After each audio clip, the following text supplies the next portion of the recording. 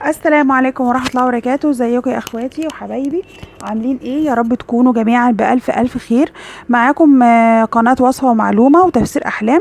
لو أول مرة تزوري قناتي يا ريت تضغطي على علامة الاشتراك اللي هي الحمراء، وتفعلي زر الجرس علشان يوصلك كل جديد من غير ما تدوري على قناتي.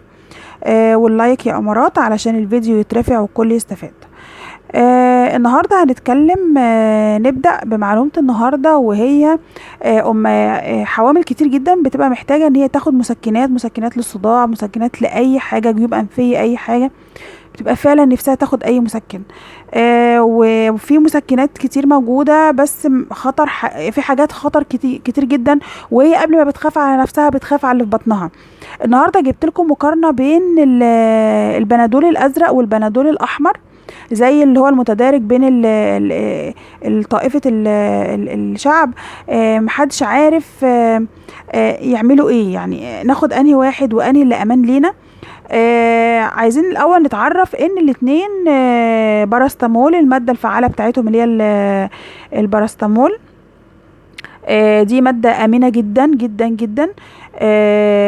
اول حاجة احنا عارفين ان البنادول اكسترا ده بيبقى ممنوع على الحوامل. والبنادول الازرق ده بقى هنعرف عنه كل حاجه. اول حاجه احنا عرفنا ان الاثنين الماده الفعاله بتاعتهم الباراستامول، وهو كمسكن للالام وخافض كمان للحراره. الفرق الوحيد بقى ان البنادول اكسترا زايد عليه مادة الكافيين اللي موجودة في القهوة والشاي والمشروبات الغازية اللي هي زي البيبسي. تمام؟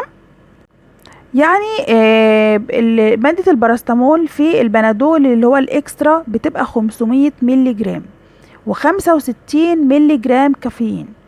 استعمالاته بيستخدموها في ايه؟ في ألم الأسنان، في ألم الأذن، في ألم العضلات، في ألم الدورة، وبيستعمل كمان لتخفيف درجة الحرارة. بس ما نقدرش ان احنا نستخدمه في الصداع الناتج عن الارهاق. يعني انت شغال طول النهار او تعبانه طول النهار، كنت بتنضفي بتعملي ان انت تاخدي قرص من ده لغير الحوامل، انك تاخدي قرص من اللي هو البنادول اكسترا. بالعكس عمرك ما هتنامي، لانه في ماده الكافيين اللي موجوده اللي بتزود التنبيه المخ، وهيخلي الصداع يزيد. طب ايه اللي مسموح للحوامل؟ اللي مسموح للحوامل اللي هو البنادول الازرق. بيتكون من ايه؟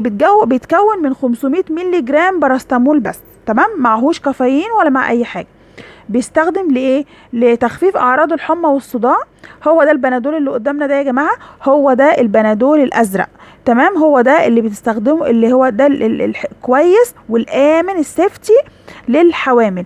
البنادول الاكسترا اللي قدامنا ده لا، ده ما ينفعش للحوامل، لان بيبقى معاه ماده الكافيين اللي موجوده، والمفروض ان هي اصلا ممنوعه على الحوامل. تمام؟ طيب لو واحده وغلطت وخدت اللي هو الاكسترا وبترتاح عليه، بصي بقى بتحسي بايه؟ بتحسي لما بتاخدي اللي هو الاكسترا ده بتزيد دقات القلب وضغط الدم.